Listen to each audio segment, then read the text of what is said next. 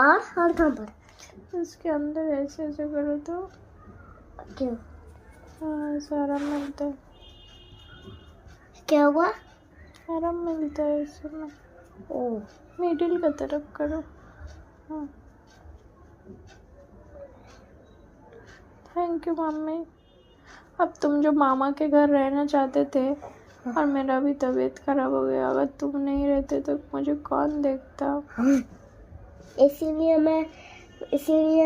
इसीलिए मैं सोच रहा था कि मैं रो रहा हूँ।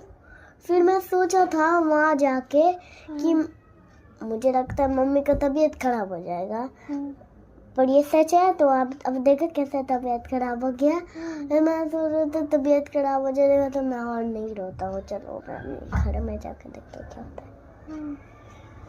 तुम नहीं रहते तो मेरा क्या होता जीदान चच्चू। अरे सर कौन दबा देता मेरा ख्याल रखने वाला कौन रहता बोलो। ओ सुनिए।